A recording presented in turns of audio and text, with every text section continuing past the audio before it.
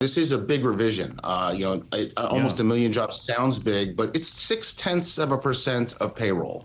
Um, Typically, the revisions are in the neighborhood of 0.3%. So, but by the standards of these revisions, this is a pretty big change in the numbers. And I think the right way to think about it is, the U.S. economy is getting bigger. We have more firms, we have more employees, and the sample size that they use each month isn't really changing. On top of that, and that's a matter of just staff and money. There's no doubt about that. On top of that, the response rates have been declining, so the effective sample size is getting smaller in an economy that's getting larger. The estimates as a result are less reliable than you might like. And when we do these comprehensive benchmark revisions, you have more data, you find bigger gaps between the noisy monthly numbers and the reality. So this can be fixed. The president emphasizes new leadership. He's entitled to the leadership he wants BLS, but new leadership isn't going to change sample sizes. You need better information each month to get estimates that are closer to the actuality. Mm-hmm. Douglas, is this another reason to cut rates? And in an environment where we can't even trust the data, is cutting rates the right policy response? Well, I want to be real clear. You can still trust the data. They just simply are a smaller sample than we might like. And anytime you have small samples, you're subject to more sampling error. It's not that the data have a bias to them or lack integrity. They're just too small a snapshot on a very large and diverse economy. And that's the best data we have. You should make policy based on that. Now, remember, this is the year that ended in March. And so this precedes Liberation Day tariff announcements, all the things that have happened since. If we look at the performance of the economy over that period, outside of the health sector, there is no job creation. This economy is dead in the water. There's a lot of evidence of that.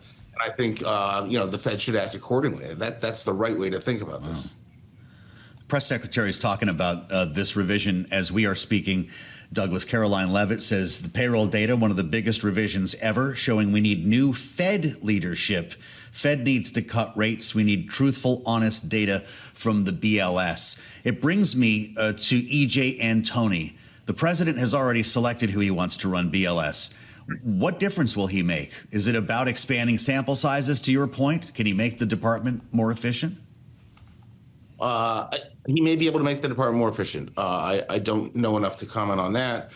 He may be able to convince House and Senate appropriators to give the BLS more money in fact, expand the sample size, contact more firms each month, get a better estimate of new firm arrival, which is a very hard thing to do. And those firms which have gone bankrupt, these are the hard parts of this data collection. And having a broader net would absolutely improve things. But he may be able to do that.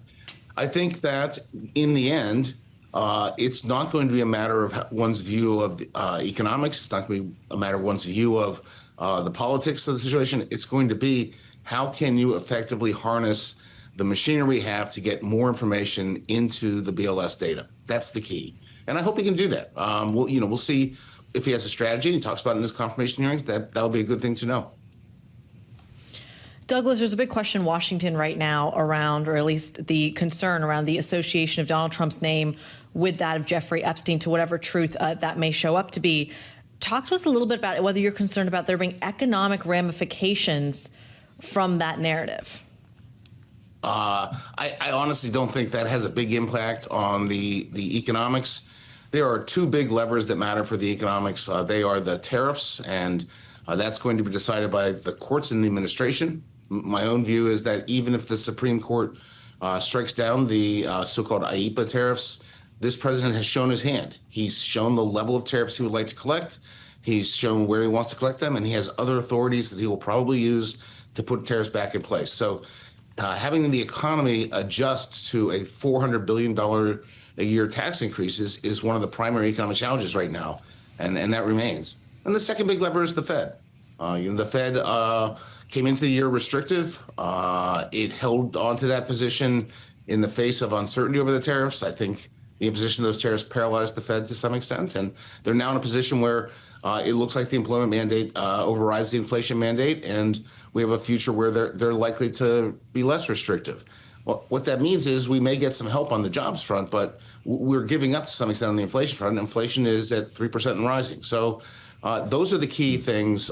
They're independent of narratives in the Senate and House on these investigations. We'll see how those turn out, but that's a different issue.